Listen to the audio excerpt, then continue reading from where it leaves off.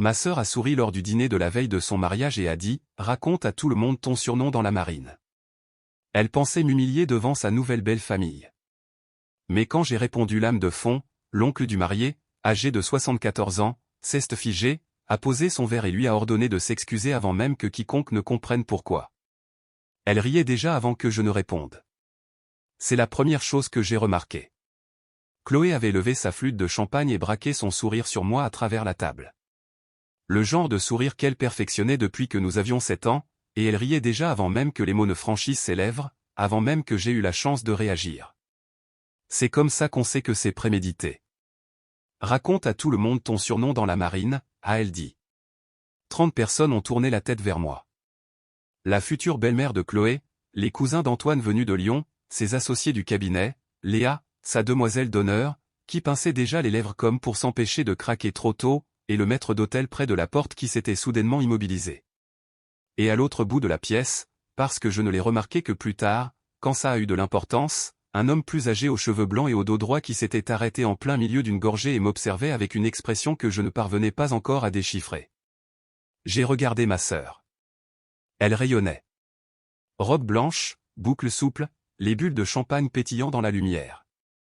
Elle avait passé des mois à planifier ce week-end.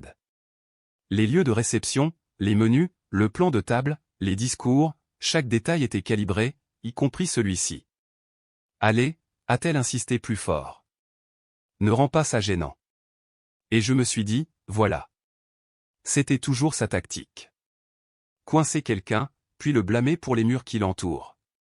J'ai croisé les mains sur la table. J'ai prononcé un seul mot, lame de fond. Vous devez comprendre quelque chose à propos de Chloé et moi avant que tout cela n'ait un sens. Nous avons grandi à Provins, en Seine-et-Marne, dans une maison trop petite pour les disputes que notre famille réussissait à générer. Notre mère, Sylvie, était assistante juridique et croyait qu'il fallait maintenir la paix au-dessus de tout le reste, au-dessus de l'honnêteté, au-dessus de l'équité, au-dessus de son propre confort. Mon père est parti quand j'avais 9 ans et Chloé 12. Après cela, maintenir l'illusion d'une famille heureuse est devenu l'occupation à plein temps de Sylvie. Chloé l'a compris très tôt. Elle a pigé que si elle souriait au bon moment et rejetait la faute sur les autres assez rapidement, elle pouvait éviter presque n'importe quelle conséquence. Elle était charmante, vive et belle, et les gens voulaient la croire. Les professeurs, les garçons, la famille éloignée qui ne nous voyait qu'à Noël. Quant à moi, j'étais la têtue. Celle qui ne laissait rien passer. Celle qui compliquait les choses en refusant de faire comme si de rien n'était. Au moment où j'ai eu 17 ans, cette dynamique portait un nom dans notre foyer, Camille fait des difficultés. Je me suis engagé dans la Marine nationale à 19 ans. Pas par désespoir. J'avais une bourse qui m'attendait pour entrer à Sciences Po, mais je l'ai fait parce que je voulais appartenir à quelque chose qui exigeait de moi d'être exactement qui j'étais. Pas de comédie, pas de faux-semblants, juste du travail, de la compétence et de la vérité. La marine m'a offert cela. Elle m'a aussi donné ce surnom. J'étais affecté à bord du porte-avions Charles de Gaulle pour mon premier déploiement, travaillant parmi le personnel du pont d'envol, les fameux chiens jaunes. Les personnes responsables de la chorégraphie des opérations aériennes, qui constituent l'environnement de travail le plus dangereux au monde en dehors des zones de combat actifs. Il n'y a aucune marge d'hésitation sur un pont d'envol. On apprend à lire la situation avant même qu'elle ne se termine. On apprend à bouger sans qu'on nous le dise. Mon supérieur, l'adjudant-chef Laurent Mercier, un vétéran avec 12 ans de service, a commencé à m'appeler lame de fond au bout d'environ 4 mois. Je lui avais posé la question une fois. Il mangeait son pain au chocolat et a levé les yeux à peine une seconde. Une lame de fond ne combat pas Léo, a-t-il dit. Elle est Léo. Tu ne la vois pas venir et tu ne peux pas l'arrêter une fois qu'elle est là. Il a pris une bouchée. C'est toi. Le nom est resté. Ce n'était pas une blague pour les gens avec qui je servais. C'était une reconnaissance, un raccourci pour exprimer quelque chose qu'il m'avait vu mériter. Mais Chloé avait entendu le mot lame de fond la seule fois où j'avais fait l'erreur d'en parler pendant le repas de Noël il y a 3 ans. Et elle avait ri, à l'époque aussi. Elle avait dit que ça sonnait comme un personnage de série télé. Elle disait que j'étais toujours tellement dramatique avec ces trucs militaires. Elle ne savait pas ce que cela signifiait. Elle ne voulait pas le savoir. Et maintenant, elle avait décidé d'en faire une blague lors de son dîner d'avant-mariage devant la famille de son fiancé, dans une salle pleine de gens qui allaient rire parce qu'elle était la mariée et que les mariés contrôlent la pièce. Je le savais parce que je connaissais Chloé. Ce que je ne savais pas, ce qu'aucun de nous ne savait, c'est que François le maire était assis de l'autre côté de cette pièce et que l'expression lame de fond signifiait quelque chose de très spécifique pour un ancien infirmier-major de la marine d'une toute autre génération. La seconde où le mot est sorti de ma bouche, les rires ont commencé. Chloé a éclaté la première, de ce rire éclatant et théâtral qu'elle réservait à son public, puis la table a suivi le mouvement. Les cousins d'Antoine, quelques-uns de ses collègues, et même Léa, qui m'a jeté un regard d'excuse tout en souriant. Lame de fond, a dit Chloé. On dirait un nom de super-héros recalé. Nouveau rire. Quelqu'un à l'autre bout de la table l'a répété. Lame de fond. C'était quoi l'autre option? A continué Chloé, clairement dans son élément maintenant, surfant sur la vague de l'attention de 30 personnes. Capitaine, commandant fichier Excel? La table a adoré celle-là. Je suis resté immobile, les mains croisées, les épaules droites, le visage neutre. La marine vous apprend ça aussi. Il y a des moments sur un pont d'envol où tout tourne mal simultanément. Quand le vent tourne, quand un câble s'accroche, quand la trajectoire d'un avion devient soudainement et catastrophiquement imprévisible, la pire chose que vous puissiez faire est de laisser votre corps crier votre panique avant que votre cerveau n'ait fini de résoudre le problème. Alors, on apprend l'immobilité. On apprend à laisser la tempête faire rage autour de soi pendant que notre esprit travaille. C'est ce que je faisais à cet instant. La main de ma mère a trouvé mon avant-bras sous la table. Elle s'est penchée et a murmuré « Laisse couler ». Je me suis tourné lentement vers elle. « Pourquoi » ai-je dit doucement. « Est-ce toujours mon rôle » Elle n'a pas répondu. Elle ne répondait jamais à cette question. Parce qu'y répondre honnêtement exigerait d'admettre que laisser couler avait été sa stratégie pendant 30 ans et que cela nous avait coûté, à toutes les deux, des choses que nous ne pouvions pas encore nommer. Chloé continuait. Elle s'était tournée vers Antoine maintenant, l'utilisant comme accessoire dans son numéro, s'appuyant contre son épaule avec une incrédulité exagérée. « Tu imagines, il l'appelait vraiment comme ça ?» Elle a secoué la tête. « L'armée, c'est tellement ?» C'est là que je l'ai entendu. Un verre touchant la table. Doux, délibéré, le contraire d'accidentel. J'ai regardé à travers la pièce. L'homme plus âgé aux cheveux blancs avait posé son verre d'eau. Ses deux mains reposaient maintenant à plat sur la table, et il regardait ma sœur avec une expression que je ne peux décrire que comme de la reconnaissance. Pas de la reconnaître elle, mais de reconnaître quelque chose qu'elle avait dit, quelque chose qu'elle venait d'accidentellement révéler sur elle-même. Je ne savais pas encore qui il était. On m'avait présenté à environ 40 membres de la famille élargie et du cercle professionnel d'Antoine au cours des dernières 24 heures, et les noms s'étaient brouillés, mais j'ai remarqué sa posture. Droite comme un militaire, même à 70 ans passés. Et j'ai remarqué que son visage était devenu très immobile. Ni confus, ni offensé. Il avait compris. Il a repoussé sa chaise. Le grincement des pieds de la chaise sur le parquet a coupé les rires comme un couteau à travers une toile. Toutes les têtes se sont tournées. L'homme s'est levé lentement. Il n'était plus très grand. L'âge compresse les gens. Mais quand il s'est levé, la pièce entière s'est réorganisée autour de lui d'une manière qui n'avait rien à voir avec la taille et tout à voir avec autre chose. Quelque chose que les gens qui ont passé leur vie au service de leur pays portent dans leur posture. Il a regardé directement ma sœur. « Présente tes excuses », a-t-il dit. Les mots ont atterri dans un silence total. Chloé a cligné des yeux, sa flûte de champagne toujours levée, son sourire toujours en place, mais figé maintenant, confuse. « Pardon » a-t-elle dit. Présente tes excuses. Sa voix était calme. Elle ne s'est pas élevée. Elle n'a pas tremblé. Il n'y avait aucune théâtralité là-dedans. Pas de mise en scène. Pas de colère. Et c'est ça, je crois, qui l'a rendue terrifiante. La colère, on peut l'ignorer. Un tel calme, on ne le peut pas. Chloé a forcé un rire. Oncle François, allez. C'était juste une blague. Oncle François. L'oncle d'Antoine. J'ai enregistré l'information. Non, a dit François. Ça n'était pas une. Chloé a regardé autour de la table. C'était un réflexe. La même chose qu'elle avait toujours faite. La chose que notre mère nous avait entraînées toutes les deux à faire automatiquement, le scan pour trouver un allié. Cherchez le visage qui sourira en retour. Cherchez la personne qui rira, qui brisera la tension et qui rendra tout ça acceptable. Elle a scanné 30 visages. Personne n'a souri. Pas Antoine. Il regardait son oncle avec quelque chose qui ressemblait à de la compréhension naissant dans son expression. Pas ses parents, qui s'étaient redressés sur leur chaise. Pas les cousins qui ricanaient 2 minutes plus tôt. Pas Léa, qui était soudainement profondément intéressée par sa salade. Chloé était seule au milieu de la blague qu'elle avait faite. « Je ne pensais pas à mal », a-t-elle dit. Sa voix était plus petite maintenant, un registre que je n'avais pas entendu depuis notre enfance, depuis avant qu'elle n'apprenne que le volume pouvait remplacer la vulnérabilité. La mâchoire de François s'est contractée. C'est, a-t-il dit, ce que disent les gens quand ils veulent causer des dégâts sans en prendre la responsabilité. Antoine a bougé sur sa chaise. Il s'est légèrement penché vers Léa, qui était assise 2 sièges plus loin.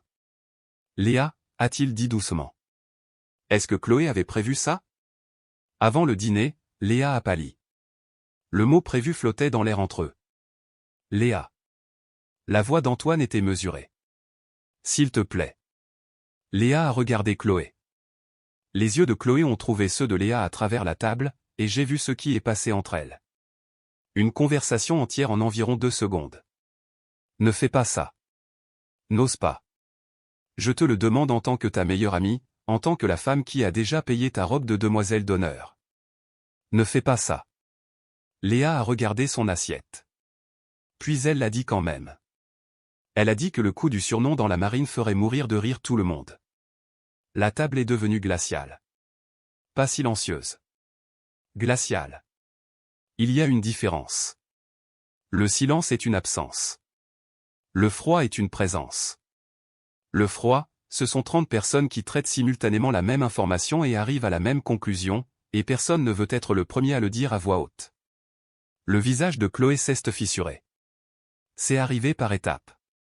La façon dont les choses se brisent sous la pression. Pas tout d'un coup, mais selon une séquence. D'abord, le sourire a disparu, puis la décontraction a quitté ses épaules. Ensuite, quelque chose derrière ses yeux est passé de la représentation à la panique.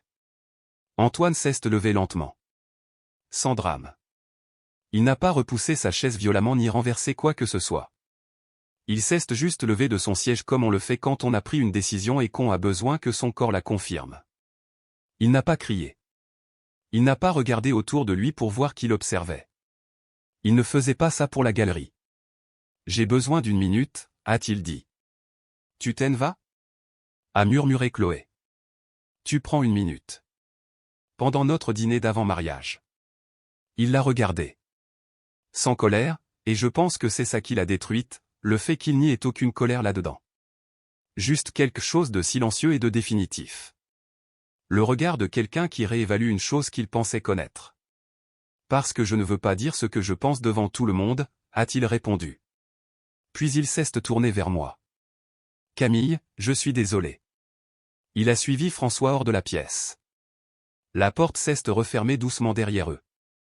Chloé se tenait debout à l'avant de la pièce, la robe parfaite, les cheveux parfaits, la flûte de champagne toujours à la main, bien qu'elle ait cessé d'être un accessoire pour n'être plus que quelque chose à quoi elle s'accrochait parce qu'elle ne savait pas quoi faire d'autre de ses mains. La pièce ne lui appartenait plus. J'ai beaucoup repensé à ce moment depuis, à ce que ça donne quand quelqu'un perd son public. Ce n'est pas ce qu'on pourrait imaginer. Ce n'est pas spectaculaire. C'est une sorte de soustraction. Un par un, sans bouger, les gens autour de vous cessent tout simplement d'être vos spectateurs. Ma mère avait la main sur la bouche. Je ne sais pas si elle était horrifiée par Chloé ou horrifiée par elle-même pour toutes ces années à dire laisse couler. Chloé s'est tournée vers moi et, pour la première fois de toute la soirée, peut-être la première fois depuis des années, honnêtement, son visage n'était que son visage. Aucune comédie en dessous. C'est incroyable, a-t-elle dit. Sa voix était toute petite. J'ai pris mon verre d'eau, j'ai bu une gorgée lente, et je l'ai reposé. Tu savais que j'avais dit non, ai-je dit. Je n'avais pas l'intention de parler, mais les mots étaient là et j'étais tellement fatigué de les ravaler. Je te l'ai dit la semaine dernière, ai-je continué, quand tu as demandé si tu pouvais mentionner les trucs de la marine pendant les discours, j'ai dit non. Je t'ai dit que certains de ces noms avaient un poids. Je t'ai demandé de me faire confiance. J'ai gardé une voix égale. J'avais appris ça sur le pont d'envol aussi. Tu as continué, ai-je dit, parce que la salle riait avec toi. Personne ne bougeait. Tu as ri de ce nom, ai-je dit. Je me souviens des gens qui y sont attachés. La bouche de Chloé s'est ouverte. Aucun son n'est sorti. Et dans ce silence, depuis l'encadrement de la porte, la voix de François Lemaire a retenti. Il était revenu dans la pièce discrètement, juste derrière la porte. Et je ne sais pas depuis combien de temps il se tenait là. Assez longtemps, je suppose. Pourquoi t'ont-ils appelé comme ça? M'a-t-il demandé, sans méchanceté, curieux. De la façon dont quelqu'un pose la question quand il soupçonne déjà la réponse. Opération sur le pont d'envol, ai-je répondu. Sur le porte-avions Charles de Gaulle. Mon adjudant-chef disait que je bougeais comme si je pouvais voir les choses avant qu'elles n'arrivent. François a hoché la tête lentement. Puis il a dit quelque chose qui a de nouveau changé la température de la pièce. Il y avait une femme sur notre navire de soutien en 78, a-t-il raconté. On l'appelait l'âme de fond. L'infirmière de 2e classe Geneviève Dubois. Il a fait une pause. Elle a tiré 2 hommes d'un compartiment inondé lors d'une panne de système au large de Djibouti. Personne ne lui a dit de le faire. Personne n'a eu le temps. Elle a juste agi. Il a regardé Chloé. On ne donne pas des noms comme ça pour rigoler. La pièce est restée dans un silence absolu. Chloé s'est assise. Mon téléphone a vibré à 23h42. J'étais dans ma chambre d'hôtel, la chambre 214 de l'auberge des Andry. La lumière jaune de la lampe, le bruit de la fontaine dans la cour à l'extérieur, en train de manger des biscuits du distributeur automatique parce que le dîner s'était terminé 2 heures plus tôt et que je n'avais pas fini mon saumon. Tu m'as humilié devant la famille d'Antoine. Je l'ai lu 2 fois, j'ai posé le téléphone sur la table de nuit. Il a vibré à nouveau. J'espère que tu es contente. J'ai regardé le plafond. J'ai pensé à Geneviève Dubois, infirmière de la marine. Une femme que je n'avais jamais rencontrée. Compartiment inondé au large de Djibouti, 1978. J'ai pensé à l'expression du visage de François quand il a prononcé son nom. Le poids spécifique et particulier qu'il y mettait. La façon dont on prononce le nom de quelqu'un qui a sauvé une vie et dont on porte l'histoire depuis 40 ans. J'ai pensé à mon chef, Laurent Mercier, me tendant un croissant et disant « Tu ne la vois pas venir et tu ne peux pas l'arrêter une fois qu'elle est là ». J'ai pensé à toutes les fois où j'avais laissé couler. J'ai retourné mon téléphone face contre table et je me suis endormi. On a frappé à la porte à 7h14. Je connais l'heure exacte parce que j'étais réveillé depuis 6 heures. Je faisais des calculs. Comment cela allait se passer, ce que j'étais prêt à faire et ce que je n'étais pas prêt à faire, où se situaient mes limites. Maintenant que j'avais enfin décidé que j'avais le droit d'en avoir. J'ai ouvert la porte. Chloé était dans son peignoir de mariée. Couleur ivoire avec monogramme, celui dont elle m'avait montré une photo il y a 3 mois quand elle l'avait commandé. Son maquillage était à moitié fait, du mascara sur un œil, le fond de teint s'arrêtant à la mâchoire. On aurait dit qu'elle avait commencé à se préparer, puis s'était arrêtée en réalisant qu'il y avait quelque chose de plus urgent à régler. « Je suis désolé si tu t'es senti moqué », a-t-elle dit. Je l'ai regardé. Je l'ai regardé pendant un long moment. Ce n'est pas une excuse, ai-je dit. C'est un communiqué de presse. Sa mâchoire s'est crispée. J'essaie. Une excuse pour ce que tu as fait ressemblerait à ça, j'avais prévu de t'humilier devant la famille d'Antoine. Tu m'avais demandé de ne pas le faire, et je l'ai fait quand même parce que je pensais m'en tirer à bon compte. C'est ce qui s'est passé. C'est de ça dont tu devrais t'excuser. C'était juste une blague. Tu as dit à Léa que ça ferait mourir de rire tout le monde. J'ai gardé une voix calme. Tu l'as scénarisé. Elle n'a pas nié. Le fait qu'elle n'ait pas nié était en soi une sorte d'aveu. C'est le jour de mon mariage, a-t-elle dit, et sa voix est devenue plus douce et a fait appel à quelque chose de plus ancien que notre dispute, à une sorte de contrat fraternel fondamental qu'elle supposait toujours en vigueur. Je sais, ai-je répondu, et je veux être là, sincèrement. Mais si tu veux que je me tienne à tes côtés aujourd'hui, tu vas t'excuser publiquement devant Antoine, François et maman pour ce que tu as réellement fait. Chloé s'est dit. Absolument pas. Alors je ne serai pas ta demoiselle d'honneur. Le silence s'est étiré. J'ai regardé son visage passer par plusieurs émotions en succession rapide, incrédulité, colère, le début d'une contre-argumentation, et quelque chose qui aurait pu être une véritable blessure sous tout cela. J'avais passé 30 ans à apprendre à lire le visage de Chloé. Jen connaissait toutes les versions. Ce que j'ai vu enfoui sous tout le reste ressemblait à quelqu'un qui avait fait le calcul et n'aimait pas le résultat. Puis son téléphone a vibré. Elle a baissé les yeux vers l'écran, et j'ai vu le sang se retirer de son visage. « C'est Antoine », a-t-elle murmuré. « Qu'est ce qu'il dit ?» Elle est restée silencieuse un instant, en train de lire. Ses yeux ont balayé l'écran 2 fois, une fois vite, une fois lentement.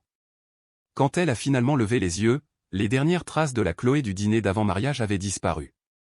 Le sourire qui avait dominé la pièce, la décontraction, la certitude que les choses s'arrangeraient autour d'elle si elle jouait son rôle avec assez d'assurance. Envolée. « Il veut qu'on se voie avant la cérémonie », a-t-elle dit doucement. « Juste toi ?» Elle a secoué la tête. « Il veut que François soit là aussi. » J'ai découvert ce qui s'était passé lors de cette réunion grâce à 3 sources, Antoine, François et, finalement, Chloé elle-même, environ 6 semaines plus tard lors d'une conversation dont je parlerai. Antoine avait passé la majeure partie de la nuit à parler avec son oncle.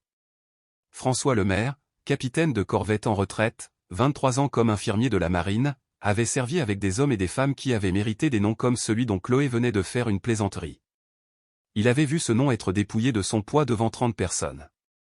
Et il s'était assis avec Antoine pendant 2 heures pour lui expliquer soigneusement et sans dramatiser ce qu'il avait vu en moi quand j'avais prononcé ce mot. Il avait vu quelqu'un qui avait appris à rester immobile quand tout bougeait.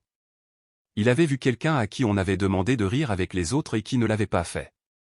Il avait vu la deuxième partie de la question que Chloé n'avait jamais posée. Pas quel est ton surnom, mais qu'as-tu fait pour le mériter ? Antoine, de son côté, s'était posé une autre question toute la nuit. Il connaissait l'instinct de représentation de Chloé. Il pensait que c'était du charme. Il pensait que ce côté tranchant, la façon dont elle devenait parfois quand elle avait un public, n'était que de la fougue, juste la version d'elle-même qui ressortait quand elle était excitée, heureuse et bien dans sa peau. Il était en train de réévaluer si planifier l'humiliation de sa sœur et ensuite accuser sa sœur des conséquences relevait toujours de la fougue. Quand il lui a envoyé ce message le matin, il lui a demandé de venir prendre le petit déjeuner. Juste eux et François. Je sais dans quoi elle a mis les pieds parce que Antoine me l'a raconté plus tard, avec prudence et sans faire de commentaires. François n'avait qu'une seule question pour elle. Il l'a posée avant même qu'elle ait fini de s'asseoir. Quand Camille t'a dit non la semaine dernière, a demandé François, qu'as-tu cru qu'elle voulait dire ? Chloé n'a pas répondu tout de suite. Je pensais qu'elle était trop susceptible, a-t-elle fini par dire. À propos d'un nom qu'elle a mérité, a précisé François. À propos d'une blague. François l'a regardé longuement. J'ai connu beaucoup de gens qui utilisent ce mot, a-t-il dit. Blague. C'est remarquable de voir à quel point on s'attend à ce qu'il couvre tout et n'importe quoi. Antoine m'a dit que Chloé avait commencé à pleurer à ce moment-là. De vraies larmes. Pas le genre qu'elle déployait lors des disputes, le genre stratégique, mais le genre qui vient quand quelqu'un qui a été très sûr de lui pendant très longtemps se heurte à quelque chose d'immuable. François ne l'a pas réconforté. Il l'a laissé encaisser. Puis il a dit, il y a une version de ce mariage qui fonctionne. Mais elle exige que tu décides si ton mari a le droit d'avoir une famille que tu n'as pas approuvée, et si ta sœur a le droit d'avoir une vie que tu n'as pas éditée. Chloé a essuyé ses larmes. Et si je n'y arrive pas ? A-t-elle demandé. Alors il vaut mieux le découvrir maintenant, a répondu François, plutôt que dans 5 ans. Le mariage a eu lieu.